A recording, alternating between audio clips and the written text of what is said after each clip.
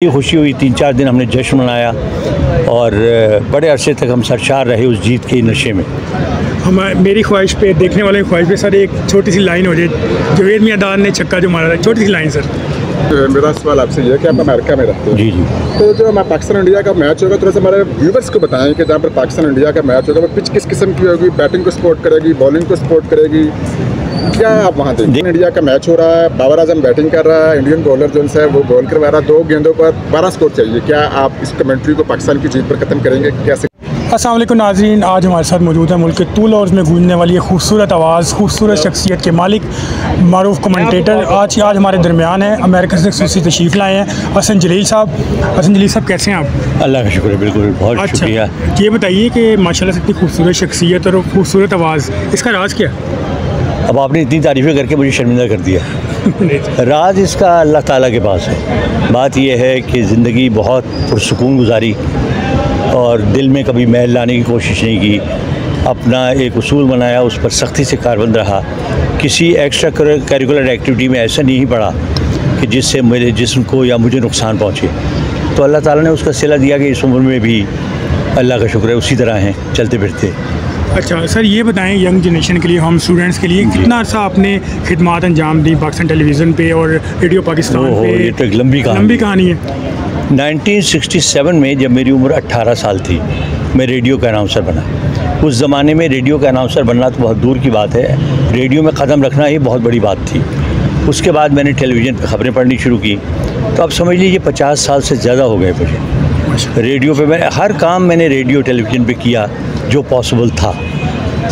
Sir, cricket में इतनी अच्छी कमेंट्री और उस पाए का अभी तक कोई आ भी नहीं सका, तो ये बताएं कि जब पाकिस्तान और इंडिया का मैच होता था, स्पेशली जब जवेद मियांदाद का छक्का था, उस वक्त फीलिंग्स क्या थी और वो क्या माहौल था उस वक्त, और आपने वो कैसे उसको अनाउंस किया? वो तो आपने महसूस कर लिया होगा जब मैं कमेंट्री का एक पोर्शन बता रहा था। जी जी। ज़ाहिर इंडिया पाकिस्तान का मैच बड़े कांटे का मैच होता है और आप भी चूँकि पाकिस्तानी हैं तो आप दिल से दुआएं मांग रहे होते हैं, चाहे अल्फाज में आपके वो जज्बात ना हों, लेकिन आप ये दुआ कर रहे होते हैं कि पाकिस्तान जीत जाए। तो बहुत जज्बाती थे, बड़ी खुशी हुई। 3-4 दिन हमने जश्न मनाया और बड़े अरसे तक हम सरशार रहे उस जीत के नशे में।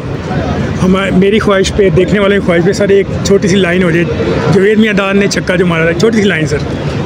आखिरी गेंद बाकी रह गई है। चेतन शर्मा अपने बॉलिंग के निशान पर तैयार हैं गेंद करने के लिए। जावेद मियांदाद ने आखिरी मरतबा फील्ड का जायज़ा लिया। उनके लिए फील्ड है 2 slip, 1 gully, deep backward point, deep cover और deep mid off boundary line पर, और उसके साथ ही 3 फील्डर ऑन साइड पर हैं, लॉन्ग लेग, मिड विकेट और मिड ऑन।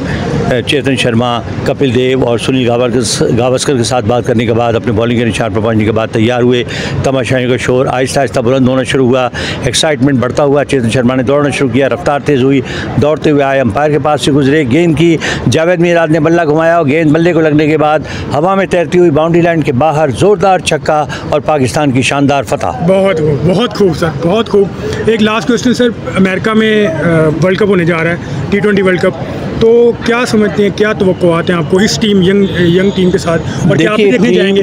टीम यंग है और लेकिन टैलेंटेड है। तो मेरा ख्याल है अगर थोड़ी सी मेहनत की और तवज्जो से काम लिया, क्योंकि T20 ऐसा गेम है जिसमें कोई टीम भी जीत सकती है, अपसेट कर सकती है, लेकिन पाकिस्तान के बड़े चांसेस हैं। जो पिचेज़ हैं वो भी मेरा ख्याल है पाकिस्तान को मुआफ़िक होंगी। सिर्फ यही है कि आपकी बैटिंग क्लिक कर जाए और जो आपके टॉप ऑर्डर बॉलर्स हैं वो अच्छी परफॉर्मेंस दें। आपका फेवरेट कौन सा खिलाड़ी सर जिससे आपको तवक्कुआत है कि ये बड़ा अच्छा खेलेगा? बाबर आजम मेरा फेवरेट खिलाड़ी है, सारी दुनिया ही का है, क्योंकि वो इतना इजी खेलता है और टेक्निकली ही सो गुड कि अगर मेरा ख्याल है कि अभी तक उसने अपने पोटेंशियल के मुताबिक परफॉर्मेंस नहीं दी, उससे हम कहीं ज़्यादा तवक्को कर रहे हैं। तो वो शाहीन आफरीदी और नसीम शाह, ये 3 बॉलर ऐसे हैं जिन पर मैं निसार कर रहा हूँ। जी सर। अच्छा सर, मेरा सवाल आपसे ये है कि आप अमेरिका में रहते हैं। जी जी।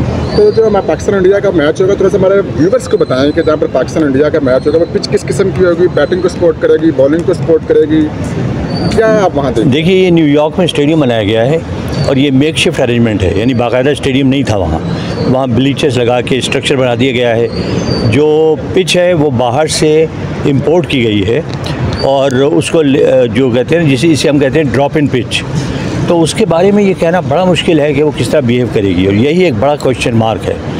बाकी जो पिचें हैं, बाकी जो 3 स्टेडियम अमेरिका में हैं, वो प्रेडिक्टेबल हैं। आपको अंदाज़ा है कि यहाँ स्पिन होगी, यहाँ फास्ट की मदद होगी, लेकिन न्यूयॉर्क जो एक बिग क्वेश्चन मार्क, दुआ करनी चाहिए वो पाकिस्तान के मुवाफिक हो। ठीक है। अच्छा सर, आपके मदा तो बाबर आजम है, लेकिन यह है कि बाबर आजम आजकल इंग्लैंड में भी बड़ा उनको तनकीद का निशाना बनाया जा रहा है। सीरीज़ जो उनसे अभी तक इंग्लैंड से 1-0 से है। आयरलैंड में भी एक मैच हार गए थे, आयरलैंड कमज़ोर टीम थी। क्या वजह, आप क्या समझते हैं? क्योंकि आप कमेंटेटर भी असल में देखिए, हम जज्बाती कौम है, हम जीत जाएँ तो हीरो, हार गए तो ज़ीरो। बात यह है कि एक प्लेयर को कप्तान बनने में, ग्रूम होने में, बड़ा बैट्समैन बनने में टाइम लगता है।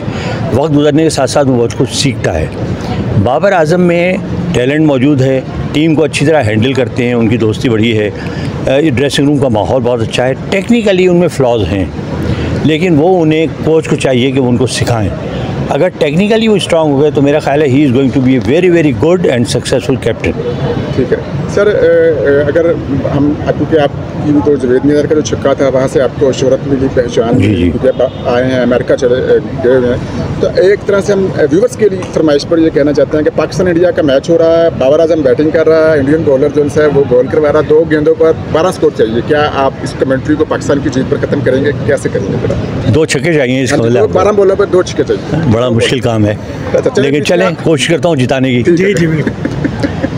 और अब आखिरी 2 गेंदें बाकी रह गई हैं और इन 2 गेंदों पर पाकिस्तान को 12 रन चाहिए हैं भारत को शिकस्त देने के लिए और अपनी बरतरी मनवाने के लिए।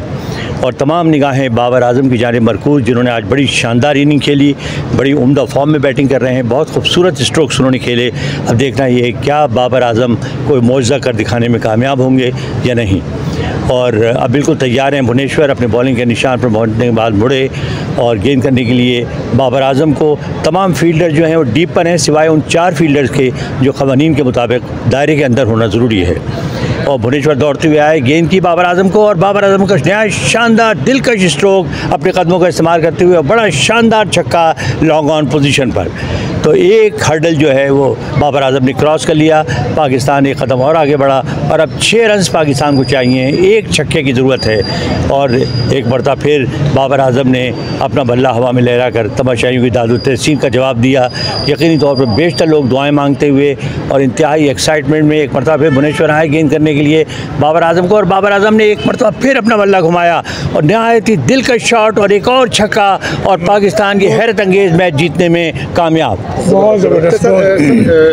जब पाकिस्तान इंडिया का मैच था, जवेद मियां ने छक्का मारा था, उस वक्त आपको शोहरत भी मिली। क्या पाकिस्तान क्रिकेट बोर्ड ने आपको कोई ओहदे की ऑफ़र की, बड़े ओहदे की कोई इनाम दिया? नहीं, देखिए, मुझे पाकिस्तान क्रिकेट बोर्ड में कई मरतबा ऑफ़र्स हुई, लेकिन मैं चाह नहीं रहा था, क्योंकि एक तो मेरी बहुत डाइवर्सिफाइड एक्टिविटीज़ हैं। मेरा अपना बिज़नेस है वहाँ पर अमेरिका में, फिर मैं टेलीविज़न पे कमेंट्री करता हूँ।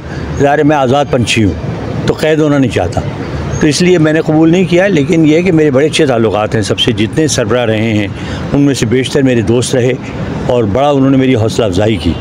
तो मेरी नेक ख्वाहिशात उनके साथ हैं, लेकिन नौकरी करना मुझे पसंद नहीं है। ठीक है।